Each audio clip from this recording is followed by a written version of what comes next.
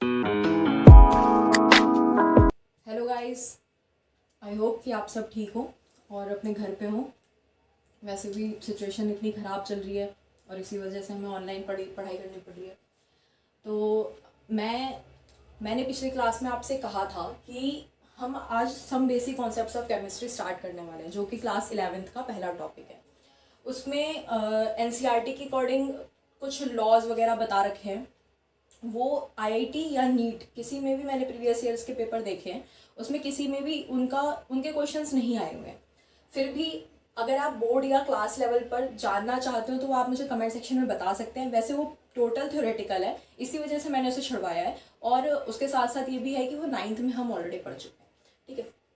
तो उसे उसमें दोबारा 15-20 मिनट वेस्ट करने की बजाय मैंने सोचा कि हम उस टॉपिक से शुरू करते हैं जो हमारे लिए न्यू है और कॉन्सेप्चुअल है, जो हमारे लिए इम्पोर्टेंट है, ठीक है। तो मैं मूल कॉन्सेप्ट से शुरू करूंगी। सबसे पहली बात यह है कि मोल आखिर है क्या। हम सबका इससे पहले भी वो तो मतलब इंट्रोडक्शन तो हो चुका है मोल वर्ड से, मतलब आप लोगों ने, आप ऑब्वियसली आप सेशन के बीच में है, लगभग कम से कम पहला चैप्टर तो पढ़ ही चुके होंगे। मोल जो वर्ड है उसका मतलब क्या है। मोल एक यूनिट है।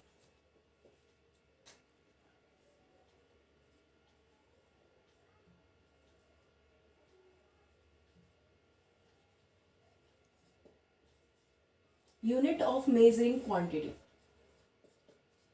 ठीक है। वैसे भी मुझे आपको याद होगा, हम पहले भी पढ़ते हैं 7 बेसिक यूनिट्स होते हैं, उसके बाद कुछ डिराइव्ड यूनिट्स होते हैं, ठीक है। तो 7 बेसिक यूनिट्स में मोल एक यूनिट होता है, ठीक है। और इसका सिंबल होता है मोल, MOL। सिंबल यानी कि जैसे कि हम किलोग्राम को केजी लिखते हैं, ग्राम को G से डिनोट करते हैं, तो ये भी एक तरह से इसका डिनोशन हो गया, ठीक है। अब यहाँ पे बात मैंने ये तो बता दिया कि मोल होता क्या है, लेकिन यहाँ पे एक सीधा सा क्वेश्चन उठता है जो कि आप मेरे से पूछ सकते हैं कि भाई जो मोल है, अगर ये मेजरिंग क्वांटिटी के लिए एक यूनिट यूज होता है तो भाई हम तो पहले भी बहुत सारे यूनिट्स यूज कर चुके हैं और बहुत सारे यूनिट्स पढ़ चुके हैं। जैसे कि वेट के लिए मैंने जैसे बताया ग्राम होता है, वॉल्यूम के लिए लीटर मिलीलीटर यूज होता है। तो अब इस नए यूनिट की क्या जरूरत पड़ गई, है ना। और वैसे भी ये सिर्फ एक यूनिट नहीं है, इस पर हमें पूरा एक चैप्टर पढ़ना पड़ रहा है। अच्छा, एक चीज और, जो ये चैप्टर है ये पूरा कॉन्सेप्चुअल चैप्टर है। और इसमें जो कॉन्सेप्ट है मीन्स की एक होता है ना कि आप एक, जैसे हर स्टोरी या मूवी की एक प्लॉट होती है, तो प्लॉट तो बहुत इजी है, मतलब वो 3-4 लाइन में समझा दो ना उसे हो जाएगा, और ज्यादातर टीचर्स करते भी वही हैं, 3-4 लाइन में समझा दो और हो जाता है। बट इसके क्वेश्चंस जो हैं वो हमें प्रॉब्लम में डाल देते हैं। और सबसे बड़ी बात यह है कि जैसे ABCD हम बचपन में सीखते हैं ना, और अभी तो हम अगर हमें कोई कहे कि भाई ABCD क्यों सीखा था, वो तो कोई पूछता भी नहीं है। तो वही वाली बात है कि मोल कॉन्सेप्ट के डायरेक्ट क्वेश्चंस आए या ना आए, लेकिन ये लगभग हर चैप्टर में इसका एप्लीकेशन है। अगर आपको ये चैप्टर नहीं आता तो आपको हर बार हर जगह ये लगेगा कि भाई मैंने ये पहले क्यों नहीं पढ़ा ढंग से।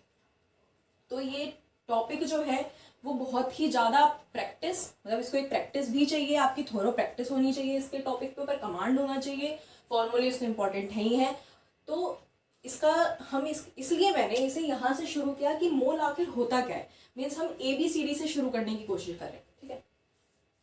तो जो मोल है वो मैंने बता दिया कि क्वांटिटी मेजर करने के लिए एक यूनिट होती है, ठीक है। तो अच्छा, मेरा क्वेश्चन ये था कि वेट को मेजर करने के लिए जैसे केजी है ऑलरेडी, वॉल्यूम के लिए लीटर मिलीलीटर है, तो भाई इस नए पनौती की क्या जरूरत थी, क्यों हमारा सिलेबस बढ़ा दिया भाई, ठीक है। तो ऐसा इसलिए हुआ क्योंकि मैं आपको पहली क्लास में पहले ही बता चुकी हूँ कि जो केमिस्ट्री है वो किसके बारे में बात करती है, कॉन्स्टिट्यूएंट पार्टिकल्स के बारे में बात करती है। कॉन्स्टिट्यूएंट पार्टिकल्स वो भी कौन से, जो माइक्रोस्कोपिक पार्टिकल्स हैं, जो हमें दिखते भी नहीं है, ठीक है। तभी तो एवोगैड्रो साहब ने बोल दिया कि एक मोल में 10⁻23 की डिजिट्स में जाकर के हमारे नंबर होते हैं।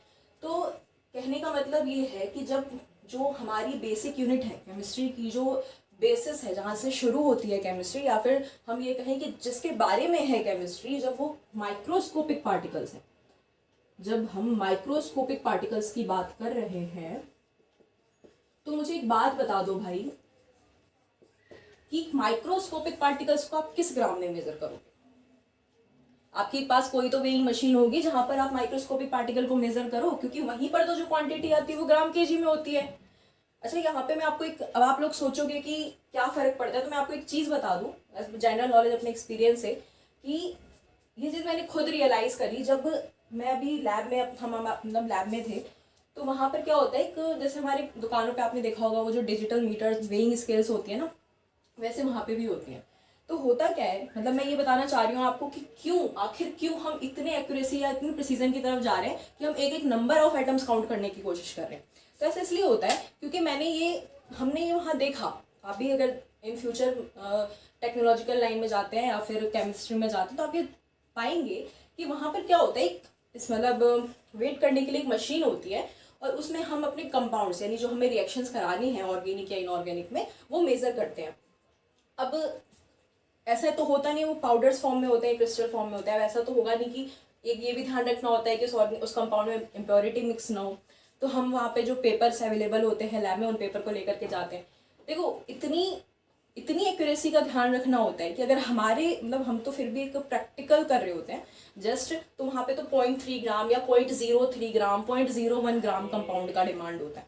ठीक है, तो उसको मेजर करने के लिए क्या करते हैं, एक पेपर लेते हैं, उस पेपर को पहले मेजर करते हैं कि भाई मान लो कि मतलब जैसे हमारे अगर कोई ऐसी मशीन है, तो हम एक पेपर लेते हैं और उसको मेजर करते हैं। तो सपोज मान लो कि जो पीस ऑफ पेपर है मेरा, वो कितने, मतलब सपोज कर लो कि ये है 2 ग्राम।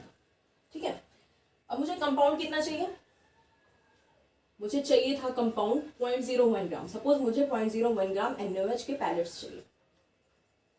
ठीक है, तो मैं क्या करूंगी, 2 ग्राम तो पेपर ही है। अब एक बात बताओ, मैं अगर डायरेक्ट पेपर के साथ इसे डाल देती, जैसे मुझे ये भी नहीं पता कि पेपर कितना है, तो मैं कैसे NaOH पैलेट को मेजर करती। आप चीजों को समझ रहे हो, मतलब हमें जरूरत है 0.01 ग्राम की, और वहां अगर मैं 2-3 ग्राम के पेपर के साथ उसे मेजर कर रही होती, तो क्या पॉसिबिलिटी थी कि मुझे थोड़ा भी सही रीडिंग मिल रहा होता। तो हम क्या करते हैं, पेपर के पीस को मेजर करते हैं जो कि 2 ग्राम आया। ठीक है, उसके बाद इस पर पैलेट्स डालते हैं और उतना डालते हैं कि अब इसका टोटल जो हो जाए, वो तो सिंपल मैथ है कि क्या हो जाए, हमारे पास 2.01 ग्राम टोटल आ जाए। इसका मतलब ये हुआ कि अब जो मैं पीस ऑफ पेपर उठा करके अपने सीट पर ले जा रही हूँ प्रैक्टिकल करने के लिए, उसमें मेरे पास 0.01 ग्राम NaOH पैलेट्स। तो इन सारी महाभारत, ये मैंने सारी महाभारत इसलिए बोली क्योंकि जो केमिस्ट्री है, जो साइंस है एक्चुअली, वो एक्यूरेसी और प्रिसीजन पे चलती है। ठीक है, और प्रिसाइज एक्यूरेट मतलब 100% एक्यूरेसी तो पॉसिबल है नहीं, वो हम बात मतलब पढ़ेंगे, फिजिक्स में भी पढ़ते हैं, लेकिन प्रिसाइज होना बहुत ज़रूरी है। तो उसके लिए क्या होता है कि हमें एकदम प्रिसाइज जो मेजरमेंट्स चाहिए होती हैं। अब मान लो कि मुझे कोई रिएक्शन करानी है और उसमें 0.01 ग्राम 0.05 ग्राम या इससे भी कम या इससे भी मतलब इसके अबाउट में चल रहा है, तो वहां पर आप जो ये हम रफ आइडिया यूज करते हैं ना मेजरमेंट का, वो पॉसिबल नहीं हो पाता।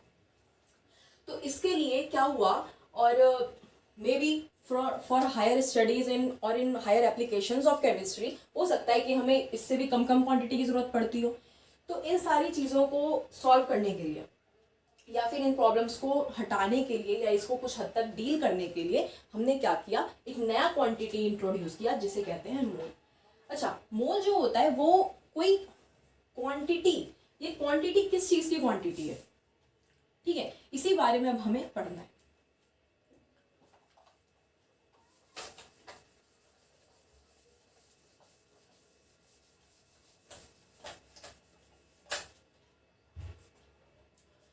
अच्छा, जो मोल है वो होता क्या है, अगर मैं कहूं कि 1 मोल क्या है, 1 mole is the number of constituent particles और एटम्स।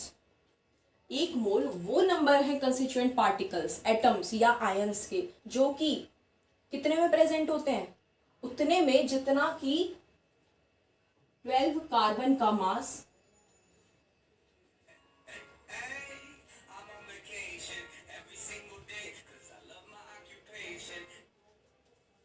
हेलो,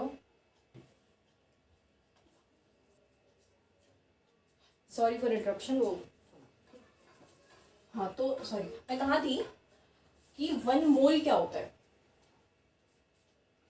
मतलब कि अगर मैं कहूँ कि डिफाइन वन मोल, तो it is defined as many number of atoms. Means कि सपोज जो, अच्छा पहले मैं एक वर्ड इंट्रोड्यूस करूँ, आइसोटोप्स। आइसोटोप्स क्या होते हैं कि कई एलिमेंट्स ऐसे हैं जैसे क्लोरीन या कार्बन, ये होते हैं इनका क्या है कि जैसे मान लो कार्बन, ठीक है, कार्बन के नेचर में 2 या 3 फॉर्म प्रेजेंट होते हैं, ठीक है।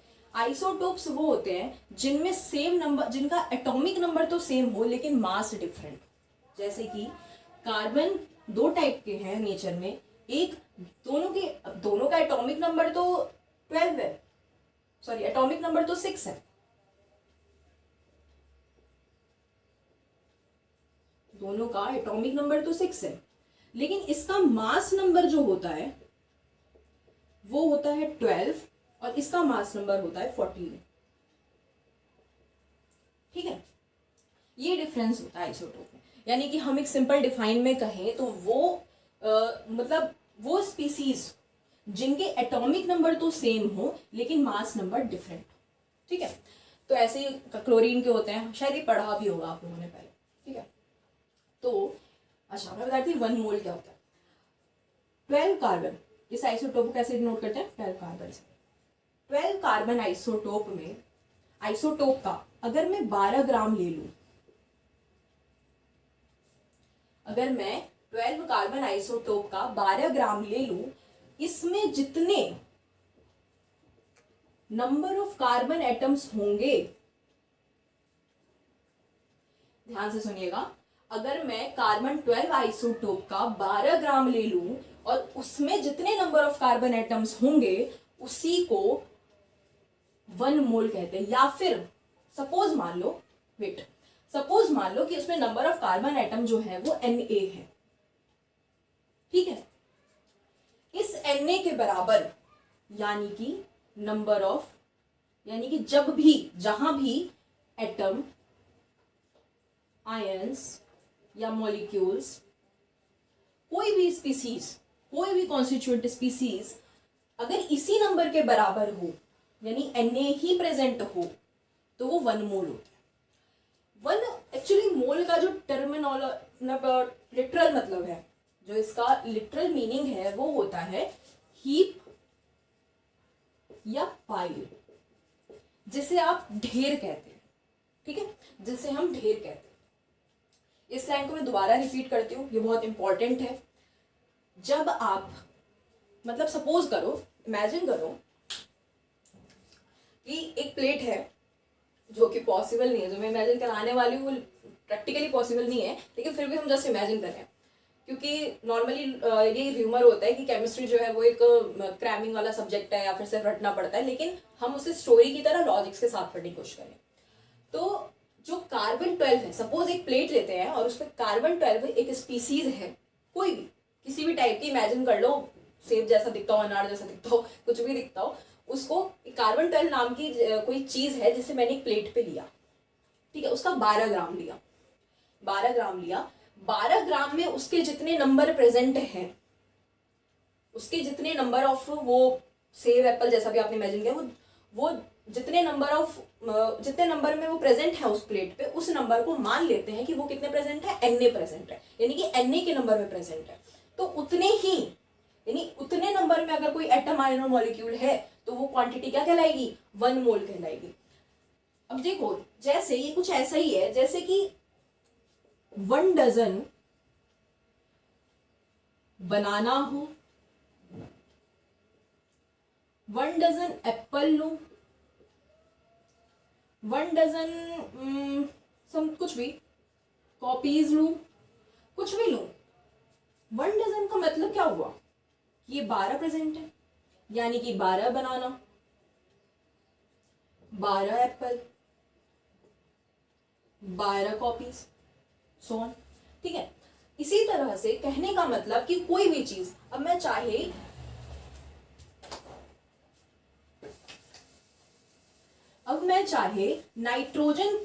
नाइट्रोजन की Na स्पीसीज ले लूं, यानी कि चाहे मैं नाइट्रोजन के जो एटम्स हैं चाहे वो Na हो, मतलब Na नंबर में प्रेजेंट हो, ये Na की वैल्यू क्या है वो मैं बताऊंगी, ठीक है। ये Na है क्या चीज, जैसे 1 डजन की वैल्यू 12 है, ऐसे ही Na की जो वैल्यू है वो भी स्पेसिफाइड है, ठीक है। इस Na की वैल्यू आखिर है क्या वो मैं बताऊंगी, पर उससे पहले सपोज मान लो कि N जो है वो N के एटम्स, नाइट्रोजन के एटम्स जो है वो भी Na नंबर में प्रेजेंट है, ऑक्सीजन का एटम्स वो भी, हर बार ये Na की जो वैल्यू होगी ना वो सेम ही होगी। फॉर एग्जाम्पल मतलब इसका जो तात्पर्य है मेरा इस बात से वो ये है कि जैसे चाहे मैं 1 दर्जन केला लूं या 1 दर्जन कॉपी लूं, वैल्यू 12 ही आएगी। उसी तरह चाहे 1 मोल नाइट्रोजन लूं, 1 मोल ऑक्सीजन लूं, उन सब का नंबर Na ही होगा, यानी कि एवोगैड्रो नंबर 6.022 इंटू 10⁻23। बात समझ में आई? जिस तरह से 1 डजन कोई भी चीज हो उसका नंबर 12 ही होता है, उसका मतलब 1 डजन का, यानी कि आप 1 डजन का मतलब 12 बोलते हो, उसी तरह से 1 मोल का मतलब 6.022 इंटू 10⁻23 ही होती है। चाहे वो नाइट्रोजन हो, ऑक्सीजन हो, क्लोरीन हो, हीलियम हो, कुछ भी हो, फिर एटम हो, आयन हो, मॉलिक्यूल हो, इलेक्ट्रॉन हो, कुछ भी हो, 1 मोल का मतलब यही है। ये चीज घुसा लो खोपड़ी में, ठीक है।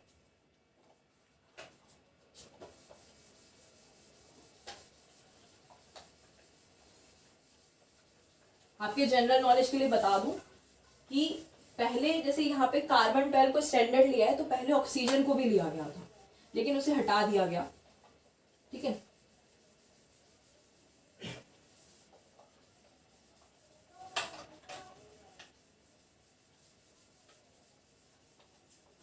अच्छा, अब मतलब मेरे कहने का ये क्वेश्चंस कैसे करना है। अब देखो, अभी तक मैंने आपको क्या बताया कि चाहे 1 मोल नाइट्रोजन हो, चाहे 1 मोल ऑक्सीजन हो, जो दोनों के केस में जो नंबर है वो क्या है, एवोगैड्रो नंबर, यानी कि जैसे हम 1 डजन वाली बात थी वही वाली सेम।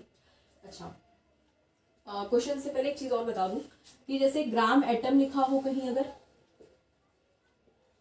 या ग्राम मॉलिक्यूल लिखा हो, दोनों मोल के लिए ही बोल, ठीक है। अच्छा, अब बोला क्या था, पहले मैंने क्या बोला कि 1 मोल नाइट्रोजन या 1 मोल ऑक्सीजन दोनों क्या है, 6.022 इंटू 10⁻23। अब 1 मोल नाइट्रोजन क्या है, अब ये तो बनाना या उसकी तरह नहीं है ना कि आप 12 काउंट कर सकते हो, या फिर इसमें आप 6.022 इंटू 10⁻23 स्पीसीज को काउंट करोगे और फिर कहोगे कि ये 1 मोल है, ऐसा तो आप इसमें कर नहीं सकते। तो अब मुझे कैसे पता चले कि कितनी क्वांटिटी मुझे नाइट्रोजन की मिल जाए और मैं ये बोल दूं कि हाँ ठीक है 6.022 इंटू 10⁻23 उसमें प्रेजेंट। अगर मुझे मतलब 14 AMU नाइट्रोजन के एटम्स मिले, यानी कि सपोज मान लो कि छोटे छोटे बॉल लिए मैंने, ठीक है, उसको वो मेरे पास मतलब उनका जो 14 AMU वो यहाँ पे ग्राम ले लेते हैं एक बार के, ठीक है।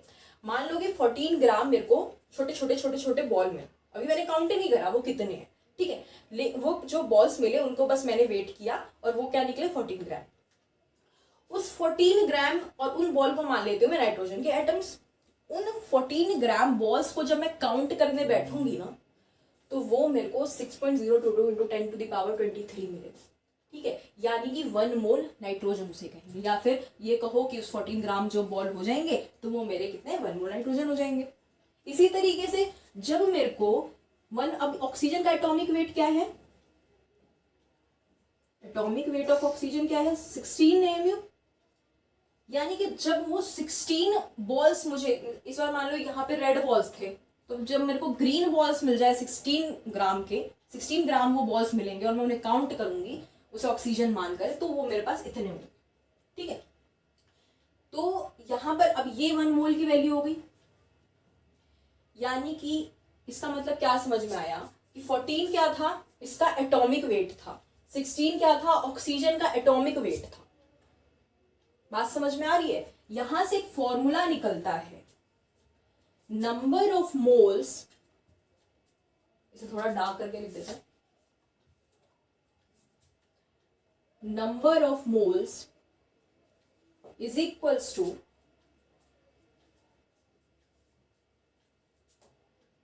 मेरे पास कितना है, यानी कि गिवन वेट और बाय एटॉमिक वेट।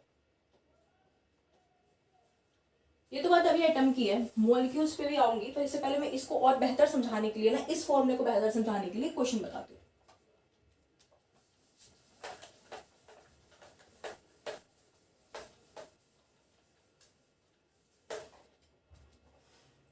देखो सपोज मान लो कि आपको दिए, मैंने सपोज रैंडमली कोई भी नंबर ले लेते हैं 56। सपोज मान लो मैंने आपको 56 ग्राम ऑफ नाइट्रोजन एटम दिया, ये आपको क्या है, गिवन है, और पूछा कि बताइए भाई what is number of moles of nitrogen atom. ठीक है, इसी को एक भाषा में एक चीज और पूछ सकते हैं, एक चीज और यहीं से क्लियर कर लेते हैं, नंबर ऑफ नाइट्रोजन एटम्स। ठीक है, इस क्वेश्चन से इन दो क्वेश्चनों को आंसर करने की कोशिश करते हैं और उस कॉन्सेप्ट को भी हम बेहतर समझें। ठीक है,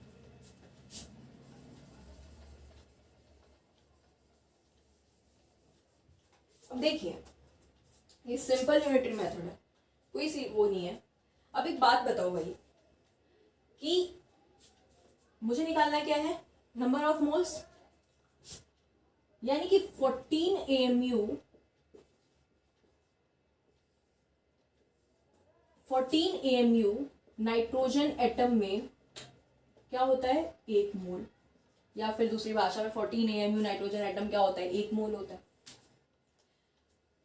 1 AMU में कितना होगा, 1/14। 56 में कितना होगा, 1/14 इंटू में 56। अब आपको ये जो वैल्यू मैंने लिखी है, ये किसी चीज से रिलेट करते हुए लग रही है, यही तो ये फॉर्मूला है ना। गिवन वेट क्या था, 56, और एटॉमिक वेट क्या है, 40। आगे नंबर ऑफ मोल्स, ये चीज समझ में आ गई। अब बात करते हैं अगले क्वेश्चन, क्या है, number of nitrogen atoms. Number of nitrogen atoms कैसे निकालेंगे। अब एक बात बताओ, मान लो इसे सॉल्व करना पड़ेगा भाई, हम तो कैलकुलेटर यूज करते हैं।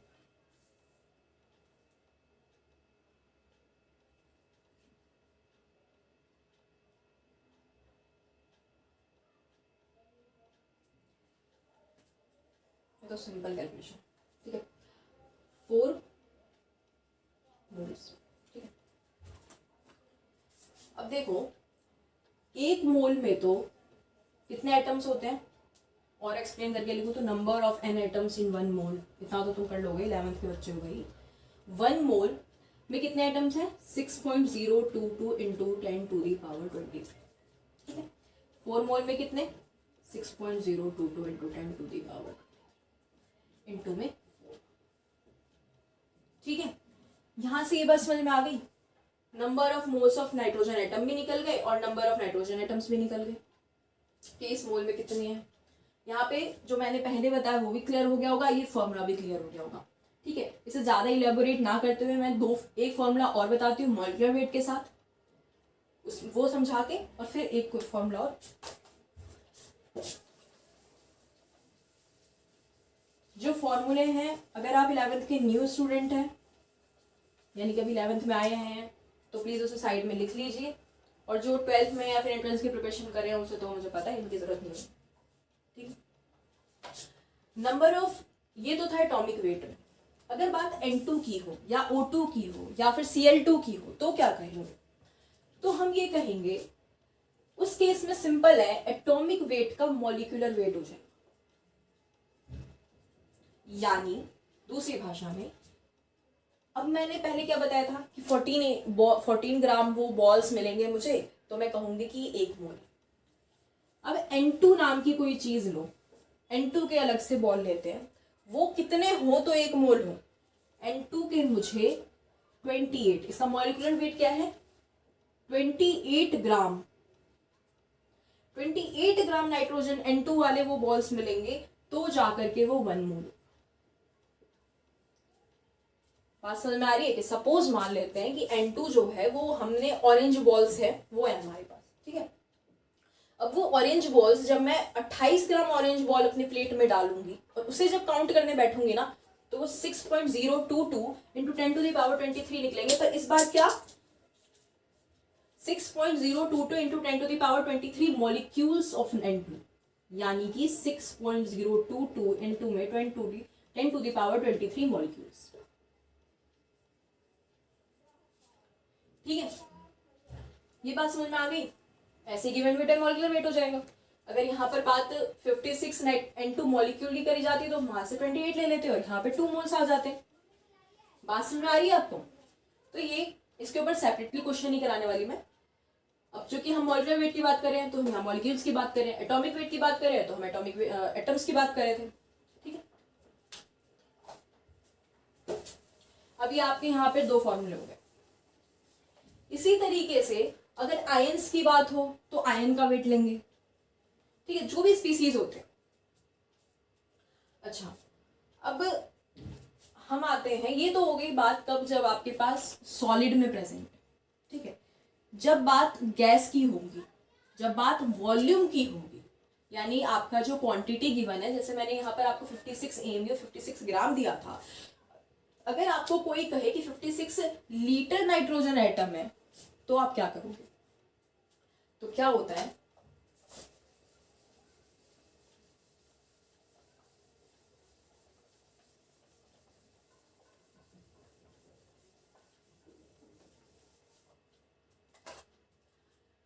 जो 22.4 लीटर कोई भी गैस ले लूं, 22.4 लीटर अगर मैं N2 ले लूं, O2 ले लूं, CO2 ले लूं, और भी कोई गैस Cl2 ले लूं, कोई भी गैस अगर मैं 22.4 लीटर ले लूं पर एट STP। अभी STP कौन सी पर होती है? कुछ नहीं है, it is standard temperature and pressure. ये बोल करके इन्होंने पता है क्या बोला है? इन्होंने ये कहा, अच्छा एक चीज और, स्टैंडर्ड टेम्परेचर एंड प्रेशर का मतलब कि भाई टेम्परेचर प्रेशर की एक स्टैंडर्ड वैल्यू फिक्स कर दी हमने। इस कंडीशन में अगर ऐसा हो तो ठीक है, नहीं तो हम नहीं मानते इस चीज को। तो अभी पहले तो पता चले कि टेम्परेचर प्रेशर की स्टैंडर्ड वैल्यू होती क्या है। तो STP पर टेम्परेचर की वैल्यू होती है 273 केल्विन और प्रेशर की वैल्यू होती है 180। सपोज कहने का मतलब ये कि अगर मैं ये फॉर्मूला लगाना चाहती हूँ, ये कॉन्सेप्ट लगाना चाहती हूँ, अगर मैं ये कहना चाहती हूँ कि N2 को मुझे 22.4 लीटर लेना है, तो इसका मतलब ये नहीं है कि एक बर्तन में मैंने उसे ले लिया 2 ATM प्रेशर पे, दूसरे में ले लिया 4 ATM प्रेशर पे, और मैं कहूंगी कि भाई ये तो आपकी वाली बात है, 22.4 लीटर ही तो लिया है मैंने। लेकिन ऐसा कुछ नहीं है, आपको लेना तो इन सिचुएशंस में ही है, यानी कि ये कंडीशन होनी चाहिए। तो क्या होगा, यानी 22.4 लीटर है क्या चीज भाई? इतनी देर से आप 22.4 लीटर बोल तो रहे हो, लेकिन ये है क्या? तो अगर एक जगह पे मैंने 1 ATM प्रेशर 273 केल्विन टेम्परेचर पे मैं 22.4 लीटर कोई गैस ले लूं, कोई भी गैस ले लूं, तो वो 1 मोल होगा।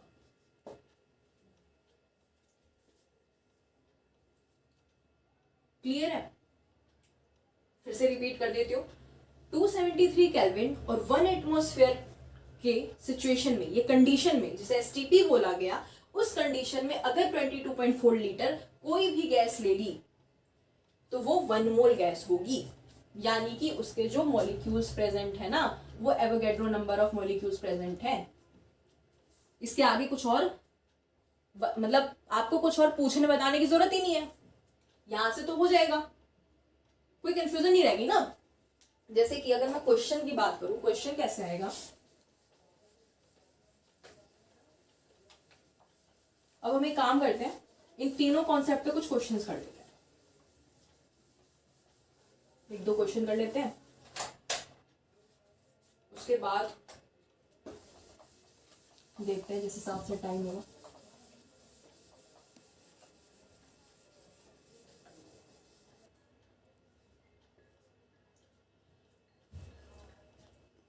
एनटीपी और एसटीपी एक ही बात है अभी के लिए। ये दो क्वेश्चन है अभी, आप मैंने ये दो क्वेश्चन अभी लिख दिए, आप पहले फर्स्ट क्वेश्चन ट्राई कर लो पॉज करके, फिर मैं आगे बताती हूँ, ठीक है। अच्छा एक सेकेंड और, एक फॉर्मूला और है वो लिख लो। अगर आपको नंबर ऑफ एटम्स दिए हो तो कैसे नंबर ऑफ मोल्स निकाले जाए, तो उसके लिए, ये तो खैर वैसे यूनिटरी मेथड है लेकिन फिर भी बता देती हूँ। Number of moles is equals to number of atoms, ions, molecules, कोई भी species divided by Avogadro constant, जिसे कि आप इससे डिनोट करते हो, ठीक है। ये समझ ही गए होगे, एवोगैड्रो कांस्टेंट में 1 मोल होता है तो नंबर ऑफ मोल्स कैसे निकल जाएंगे, ठीक। तो आप इसे लिख लो और जब तक इस क्वेश्चन को सॉल्व करो फिर।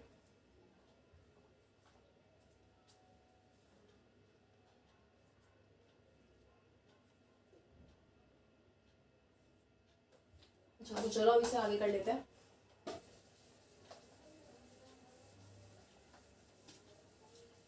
देखो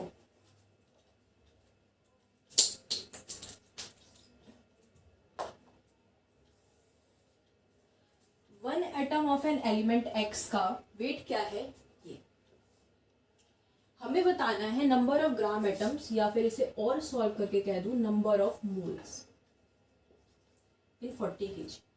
सबसे पहली बात तो ये ग्राम में है, ये केजी में है, हमें कन्वर्ट करना होगा, ठीक है, वो कर लेते हैं। अब कॉन्सेप्ट को पकड़ो। सबसे पहले फॉर्मूला बताओ मुझे क्या होता है। नंबर ऑफ मोल्स का फॉर्मूला है given weight by atomic wait, ठीक है। अब एटॉमिक वेट तो दे दिया जो कि है 40 kg, जिसे कि आप 40 इंटू में 1000 ग्राम लिखने वाले हैं, ठीक है। निकालना क्या है, गिवन वेट। अच्छा गिवन वेट निकालने के लिए मेरे पास क्या है, एक एटम का वेट है। अब यहाँ पर सॉरी ये हमारे पास गिवन वेट है, हो जाता है भाई, ठीक है। तो जो अब एटॉमिक वेट निकालना है। अच्छा एटॉमिक वेट होता क्या है, एटॉमिक वेट को मैं कहूं कि it is the weight of 1 mole atoms, तो आई होप कि मैं गलत नहीं हूं, right. Given weight by atomic wait में एटॉमिक वेट क्या है, वेट ऑफ 1 मोल एटम्स। चीज को पकड़ो, 1 मोल एटम का वेट एटॉमिक वेट है, लेकिन मेरे पास दिया क्या हुआ है, एक एटम का वेट है। समझो वेट ऑफ 1 एटम गिवन है क्या है 6.644 इंटू में 10 टू दी पावर -23 ग्राम, ठीक है। अब चाहिए क्या, 1 मोल एटम का वेट। 1 मोल एटम का मतलब एवोगैड्रो नंबर ऑफ एटम्स का वेट, और एवोगैड्रो नंबर मतलब पता है, यानी कि वेट ऑफ, निकालना क्या है मुझे दूसरी भाषा में, 6.022 into 10 to the power 23 atom का वेट, यही ना, बात समझ में आ गई। 6.022 into 10 to the power 23 atom का वेट निकालना है, तो कैसे निकलेगा, सिंपल यूनिटरी मेथड है भाई। 6.644 इंटू में 10 टू दी पावर -23 इंटू में 6.022 इंटू में 10 टू दी पावर 23, ये तो हो गया कैंसिल, और इसे मल्टीप्लाई करके आपके पास आ जाएगा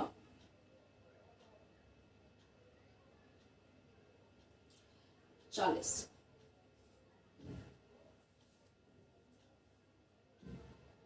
ठीक है। इनको मल्टीप्लाई करके आपके पास आया था 40। 40 ग्राम हमारे पास क्या आया है, एटॉमिक वेट। अच्छा अब हम निकाल सकते हैं नंबर ऑफ मोल्स, सिंपल। अब हमें यहाँ पर पुट कर लेना है,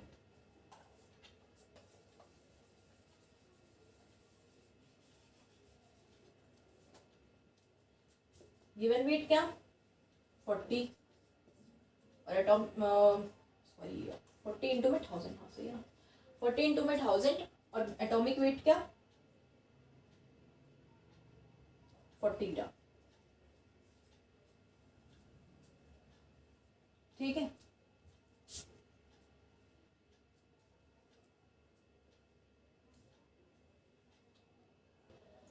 ठीक है, 40 कैंसिल। अब बचा क्या 1000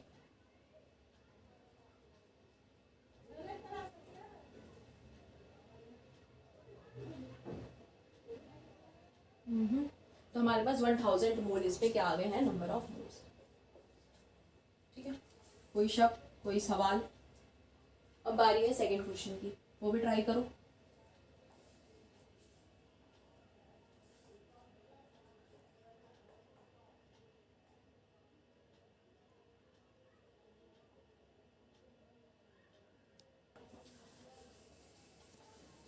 आई होप कि सेकंड क्वेश्चन ट्राई कर लिया गया होगा, राइट?